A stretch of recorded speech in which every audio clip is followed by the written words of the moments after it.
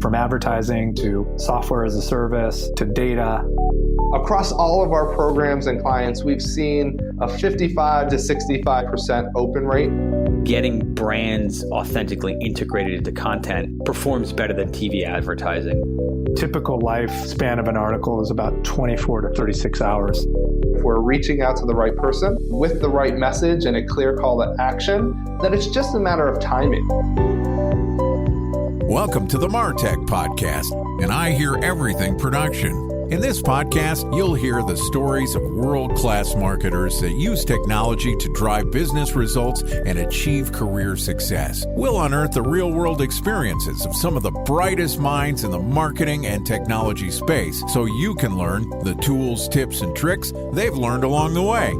Now here's the host of the MarTech Podcast, Benjamin Shapiro. Welcome to the MarTech Podcast. I'm your host, Benjamin Shapiro, and today we're going to be discussing if people should be paying to have downloads of their podcast. Joining us is Mike Wiston, who is the CEO of mowPod, which is the largest driver of engaged subscribers and listeners to many of the most prominent newsletters and podcasts in the United States, including this podcast. And today, Mike and I are going to discuss whether you should be paying for podcast downloads. All right, here's the first part of my conversation with my buddy, Mike Wiston, the CEO of mowPod. Mike, finally, welcome to the MarTech Podcast. It looks like we made it. What's up? We've been working together closely we've known each other for about a year now. We've been really like blood brothers for 6 months or so, and you've helped scale my podcast. So a lot of the people that are listening to this show actually found it because of you. Let me start off. Thank you. You're welcome. You know what? You're welcome. I actually just came off a karaoke kick and I did a whole bunch of Disney, so I'm ready. Yeah, you've got your own podcast, right? You do the Friday night karaoke thing. Sure do. And you're not sitting in front of microphones talking about marketing, which somehow I ended up doing. You're singing show tunes. And if your voice is a little hoarse, it's because last night was a late night. It just means last night was a good night. All right. Well, we're going to keep the show tunes to at least a bare minimum and talk a little bit about podcast advertising, the other thing that you know very well. First off, high-level question. Should people be paying for podcast downloads? Not everybody. I think that it really comes down to goals. There's no difference between getting 50 downloads for an episode or 5,000 or 50,000 downloads per episode if you don't have a clear path to some type of a goal. So it needs to be towards monetization or towards joining a network or staying in a network, or you have stakeholders and you need to be able to show growth for the show. That's why you should grow. But paying for growth just as a vanity, I would love to see 700 downloads per episode for no reason outside of I would love to see 700 downloads per episode. Doesn't really make sense to me. You shouldn't be spending on that. In those instances, focus on organic growth, focus on building a community. There's tons of strategies you can put effort and time into that don't cost you actual cash. And once you have all of that fleshed out, once you have an engine building up on the organic side, and then you have some clear-cut goals, absolutely should be spending. All right, I'm going to call bullshit on you because your business is to get people to buy downloads for their podcasts. So you're saying this because you don't want to say, yes, and you should use my product. This is a marketing strategy from you, isn't it? I'm so good at marketing. That's pretty impressive. Thank you. It's absolutely true, though. But put it into perspective, and I'll just talk from experience. If you're a show and you're throwing $3,000, let's say, or $5,000 on growth, and you don't have a clear path towards something, an actual goal, typically what will happen is you'll spend that money and you'll stop spending because you'll realize, oh, great, I just spent a bunch of money. I got a bunch of people to listen. I had some level of retention. Now what do I do? And you don't keep spending because you don't have a goal. So when we look to work with somebody, what we're looking for is long-term partnerships. We work with somebody for years, not for a test. And I honestly don't want to take someone's money for a test and that's it. I would love to know what the goal is from day one and work towards achieving that goal together. All right. So when I started the MarTech podcast, originally my goal was to get to 1,000 downloads. And I started with audio advertising. I think I bought $1,000 worth of audio advertising and I hit 1,000 downloads and said, oh, great. I've got a marketing channel that works. Now my annual goal is to build to 10,000 downloads per month. We got there after 11 months. Part of that was because of our ad strategy. Part of it was organic growth, virality, people sharing our content. We had some prominent guests. The next thing you know, I was able to monetize the podcast content because we had built an audience that was a 5-figure download a month show. I didn't necessarily have a great goal in day one other than this vanity metric. So you work with a lot of podcasters. Does everyone say, hey, I just want to build an audience and then I'll figure it out and the goal is just to build? Or do people come in and say, all right, I know exactly the number of downloads I need to hit this objective? What are the goals that podcasters focus on that are using paid channels? To address one piece of that, you're a different animal. You have a business mind, which most podcasters aren't taking it as a business out of the gate, right? It's not necessarily a monetization strategy where you have a clear-cut path, or it's not necessarily putting the business hat on. They know that podcasting is cool. They might just enjoy doing it, and they're looking at ways of making it better. But most people aren't looking at it as a business. Out of the however many hundreds of thousands of active podcasts right now, there's only like a tiny fraction of them that are taking it seriously as a business. And the rest, that's what I'm talking about as far as growth and paying for growth. For most podcasts, it doesn't make sense. Cut the shit and tell me who should be buying podcast downloads and what their goals are.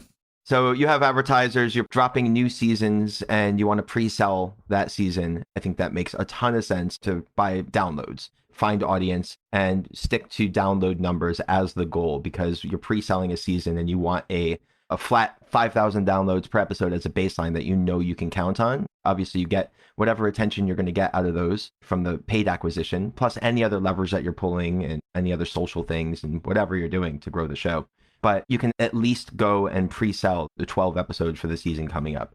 If you've already sold advertising on your episodes and you're promising 12,000 downloads on your episode and you realize you're coming in trending towards 7,000, that's where you would use a download product as well to make up that difference. And obviously you have the added bonus of retention of a percentage of those users or listeners.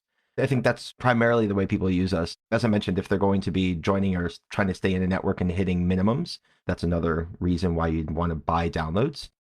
So a lot of what you're saying is if you have a download metric that is related to the monetization of the podcast, I can go and I could sell advertising because I know I'm going to pay for 5,000 downloads. So I can go find advertisers who want to buy the media against those 5,000 downloads. Or, hey, I'm a little short. I said I was going to get to 10,000 downloads. I've only got 8. I have to go buy 2, but I'm going to keep my advertisers happy. Or you're in a network or you've got a relationship or you want to show that you're hitting certain benchmarks. Great. Now, you mentioned retention, which I think is an important part. And I want to bifurcate the conversation of focusing on downloads as opposed to buying audience. When you buy a download, that's a metric that gets a file onto a device. A download's not a listen, it's not a listener, it's not a follower. So what's the difference between marketing towards the download as opposed to trying to market towards some of the other metrics that podcasters really should probably care about more, which is how many people are actually listening to me speak into this microphone? For the vast majority of podcasters, you should really be looking at paid media for long tail growth, long-term retention, looking at growing that baseline. When you stop spending, you want to see that your numbers are still up. You don't want to see a spike when you ran a campaign and then 0 when you stop running the campaign, going right back to where you started. That isn't effective and it's not a sustainable model. It means you have to spend forever just to grow your list or grow your listenership rather. So yeah, you need to be thinking in terms of long tail if that's the strategy. You know, again, there are strategies for downloads specifically, but not all downloads are created equal. How you get those downloads, you know, how you're getting in front of those listeners makes a massive difference. There's a big example with June Group and iHeartMedia that we don't need to go crazy on here, but it's a great example if you want to go look it up. Ashley Carmen did an article in Bloomberg. I'll give you the preview here. It's basically there was a marketing channel that was auto-downloading content in games. So it's downloading while you're watching an ad or something. It counts as a download, but people weren't necessarily listening or even playing the content. It was just being downloaded in the background, and it counts as a download, but it has no chance of actually being a user. Right. So intent is everything in any marketing. I mean, it's not just in marketing for a podcast audience, but in any marketing, intent is really everything. So getting ads that make sense for the person that's seeing them, putting the right ads in the right place at the right time, putting ads that really clearly define and explain what someone is about to listen to before they even engage with it. So as a starting point, for instance, with mowPod Boost, they were putting native ads on hundreds or thousands of sites, targeting the listener, not the site itself, with between like 3 and 10 different programmatic strategies to find the right kind of person, making sure that that person is seeing this ad. It's a beautiful ad that shows exactly what this episode is going to be about or what the show's about. There's a very clear listen now. And when they click it, it brings them to this beautiful landing page with a player and tons of information about the show and links to Spotify, links to Apple. And they have the ability to click play, and they have the ability to listen to the entire episode if they want on that page. There's tracking all the way through that process, from the impression on the third-party publisher to the click of the play button and to a full episode download or an estimated full episode download. So being able to see data around those types of strategies, like downloads first strategies, is everything. Knowing that this is where my audience came from, this is what my audience looks like, this is how they engaged, this is how long they engaged. And then ultimately, you can see what that lift is downstream once you stop spending.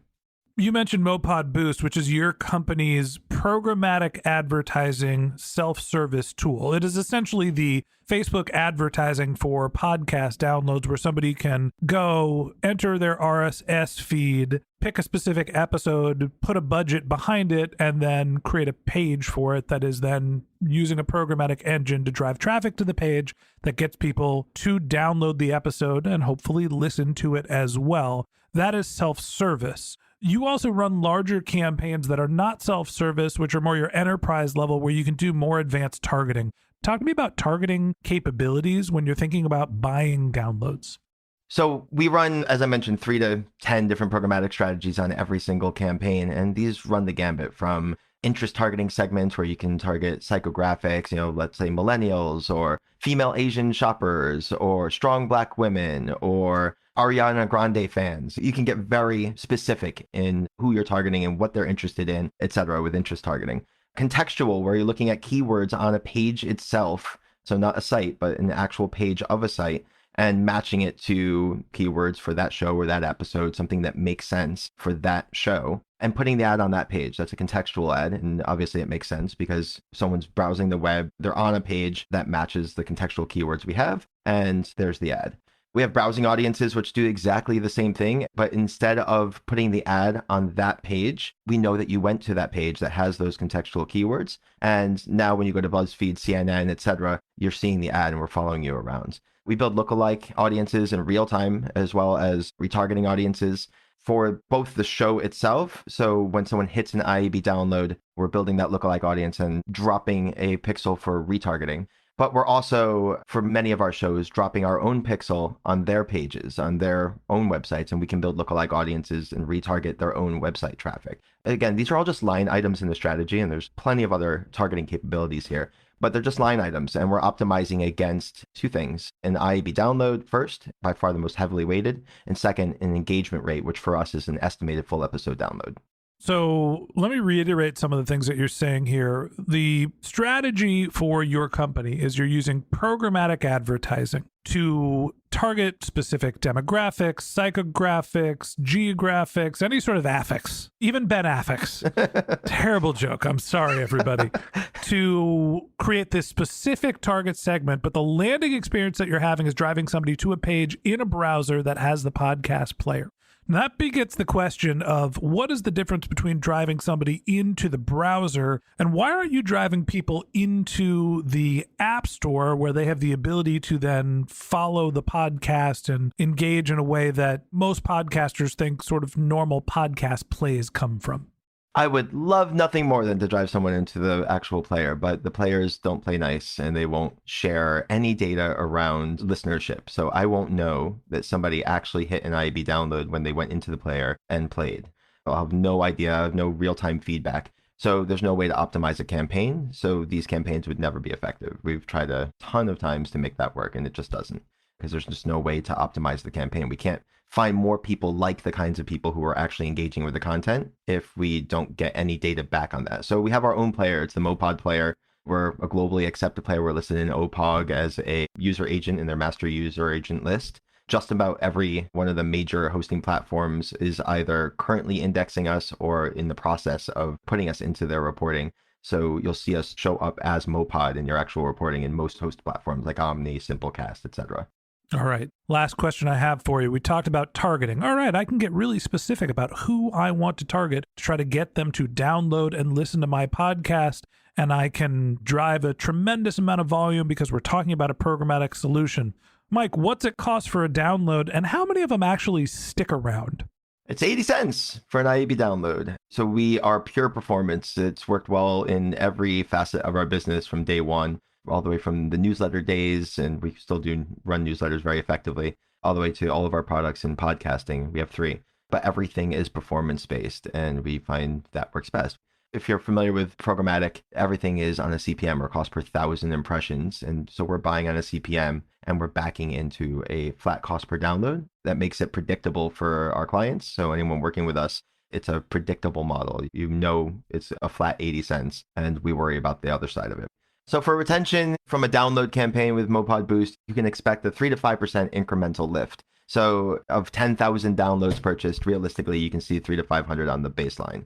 From a pure growth strategy, looking at mowPod Boost as a long-term growth strategy, it makes 0 sense. And I'll be the first to tell you.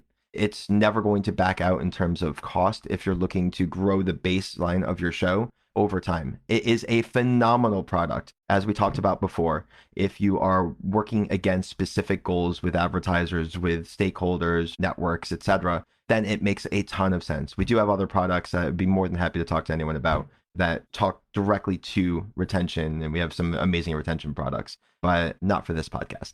All right. Well, Mike, I'm glad I finally was able to drag you onto a podcast. And here's the trick. Whenever we record our podcast, we do 2 episodes in one. So we're going to bring you back again tomorrow and talk a little bit more about programmatic advertising and building a community. And that wraps up this episode of the MarTech Podcast. Thanks for listening to my conversation with Mike Wiston, the CEO of mowPod. Join us again tomorrow when Mike and I continue our conversation talking about using programmatic to build podcast communities. If you can't wait till our next episode and you'd like to learn more about Mike, you can find a link to his LinkedIn profile in our show notes. You can contact him on Twitter where his handle is Mike Wiston, that's MikeWiston, or you could visit his company's website, which is mowPod.com, mowPod.com. Just one more link in our show notes I'd like to tell you about. If you didn't have a chance to take notes while you were listening to this podcast, head over to martechpod.com where we have summaries of all of our episodes and contact information for our guests. You can also subscribe to our weekly newsletter, and you can even send us your topic suggestions or your marketing questions, which we'll answer live on our show. Of course, you can always reach out on social media. Our handle is martechpod, MarTechPod, on LinkedIn, Twitter, Instagram, and Facebook, or you can contact me directly. My handle is Ben J. Shap, BenJShap. And if you haven't subscribed yet and you want a daily stream of marketing and technology knowledge in your podcast feed, we're going to publish an episode every day this year. So hit the subscribe button in your podcast app and we'll be back in your feed tomorrow morning. All right, that's it for today. But until next time, my advice is to just focus on keeping your customers happy.